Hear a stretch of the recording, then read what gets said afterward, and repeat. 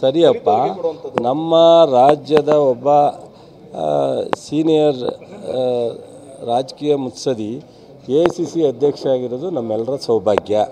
ನಾವು ಯಾರು ಹೋದ್ರೂ ನಮ್ಮ ಹತ್ರ ಅವ್ರ ಹತ್ರ ಸಬ್ಜೆಕ್ಟ್ ಇದೆಯೋ ಅವ್ರನ್ನ ಭೇಟಿ ಮಾಡ್ತೀವಿ. ನಮಗೊಂದು ಖುಷಿ. ಈಗ ಬೇರೆ ಯಾರೋ ರಾಜ್ಯದ ಒಬ್ಬರು ಅಧ್ಯಕ್ಷ ಆದ ತಕ್ಷಣವೇ ನಾವು ಅಷ್ಟು ಸುಲಭವಾಗಿ ಭೇಟಿ ಮಾಡೋಕ್ಕಾಗಲ್ಲ. ನಮ್ಮ ಖರ್ಗೆಯವರು ಅಂತ ಅಂದರೆ ನಾವು ಹೋದಾಗೆಲ್ಲ ಭೇಟಿ ಮಾಡ್ತೀವಿ. ನಾವು ಅವ್ರ ಮನೆ ಒಂದು ಕಾಫಿ ಕುಡಿದು ತಿಂದಿದ್ದೆ.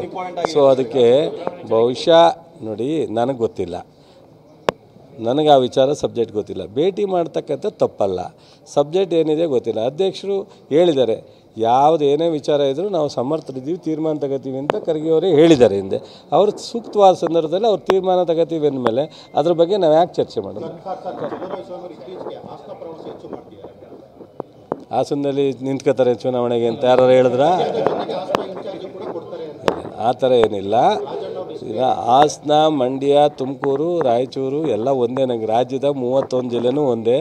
ಕೃಷಿ ಮಂತ್ರಿಯಾಗಿ ಎಲ್ಲೆಲ್ಲಿ ಅವಶ್ಯಕತೆ ಇದೆ, ಎಲ್ಲಿ ರೈತರ ಸಮಸ್ಯೆ ಇದೆ. ಮೊನ್ನೆ ಚಿತ್ರದುರ್ಗಕ್ಕೆ ಹೋಗಿದ್ದೆ, 4 ಸಲ ಚಿತ್ರದುರ್ಗಕ್ಕೆ ಹೋಗಿದ್ದೀನಿ.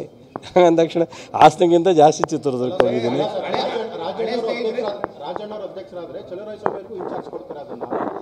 ರಾಜಣ್ಣವ್ರ ಅಧ್ಯಕ್ಷರು ಕೇಳೇ ಇಲ್ಲ. ಯಾರು ಹೇಳಿದ್ರು ನಿಮಗೆ?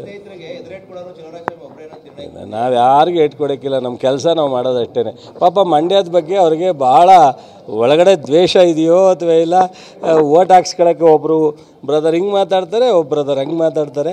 ಪಾಪ ನಮ್ಮ ಜಿಲ್ಲೆ ಜನಕ್ಕೆ ಇನ್ನೂ ಮುಗಿದ್ರು ಅರ್ಥ ಆಗಿಲ್ಲ. ಅರ್ಥ ಆಗಂಟ ನಾನು ಕಾಯ್ತಾ ಇದ್ದೀನಿ.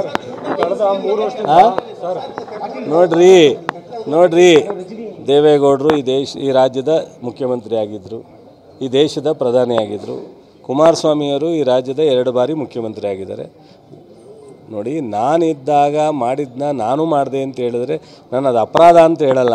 ನಾನು ಇಲ್ಲದೇ ಇದ್ದಾಗ ಯಾವುದಾದ್ರು ಮಾಡಿದ್ರೆ, ನಾನು ಅವ್ರ ಜೊತೇಲಿ ಇಲ್ಲದೇ ಇದ್ದಾಗ ಯಾವುದಾದ್ರು ಒಂದು ಅವ್ರ ಅಧಿಕಾರ. ಈಗ ಹಿಂದೆ ದೇವೇಗೌಡರು ಪ್ರೈಮ್ ಮಿನಿಸ್ಟರ್ ಆದಾಗ ನಾನು ಒಬ್ಬ ಜಿಲ್ಲಾ ಪಂಚಾಯತಿ ಮೆಂಬರು, ಚೀಫ್ ಮಿನಿಸ್ಟರ್ ಆದಾಗ ಒಬ್ಬ ಜಿಲ್ಲಾ ಪಂಚಾಯತಿ ಮೆಂಬರು. ಅವತ್ತೇನಾದ್ರೂ ಶಾಶ್ವತವಾಗಿ ಮಹಾರಾಜರು ಮಾಡೋಕ್ಕಾಗದೇ ಇರೋದನ್ನು, ಹಿಂದೆ ಬ್ರಿಟಿಷ್ನವ್ರು ಮಾಡೋಕ್ಕಾಗದೇ ಇರೋದನ್ನ ಈ ಜಿಲ್ಲೆಗೆ ಕೊಟ್ಟಿದ್ದರೆ ನಾನು ನಿಜವಾಗ್ಲೂ ಸಾಷ್ಟಾಂಗ ನಮಸ್ಕಾರ. ಗೊತ್ತಾಯ್ತು? ಅವರೇ ಆಗಿಲ್ವಲ್ಲ, ಅದಕ್ಕೆ ಹಂಗೆ ಅಂತಾರೆ ಕಣೋ. ಅಯ್ಯೋ ನೀವು ಎಲ್ಲ ಒಂದು ನಿಮಿಷ ಕೇಳು. ಕುಮಾರಸ್ವಾಮಿಯವರು ಪೂರ್ಣ ಅವಧಿ ಅವ್ರು ಹೇಳಿದ್ರು 2018ರಲ್ಲೂ ಹೇಳಿದ್ರು, 23 ಹೇಳಿದ್ರು. ನನಗೆ ಫುಲ್ ಗೌರ್ಮೆಂಟ್ ಬರ್ತಾ ಇದ್ರೆ ನಾನು ಡಿಸಾಲ್ವ್ ಮಾಡ್ತೀನಿ ಪಾರ್ಟಿನ, ನಾನು ರಾಜಕಾರಣ ನಿವೃತ್ತಿ ಕೊಡ್ತೀನಿ ಅಂತ ನಿಮ್ಮ ಮುಂದೆಲ್ಲೇ ಹೇಳಿದರು, ಟಿವಿಯವ್ರ ಮುಂದೆ. ಅವ್ರಿಗೇನಾಗಿದೆ, ಅವರು 2 ಬಾರಿನೂ ಫುಲ್ ಆಗಲಿಲ್ಲ. ಅದಕ್ಕೆ ಅವ್ರಿಗೆ ಬೇರೆಯವರು ಆಗಲ್ಲ ಅನ್ನೋ ಭಾವನೆಯಿಂದ ಹೇಳ್ತಾರೆ. ಯಾರು? MB ಪಾಟೀಲ್ ಫುಲ್ ಇರಲ್ಲ ಅಂತ ಹೇಳಿದ್ರ?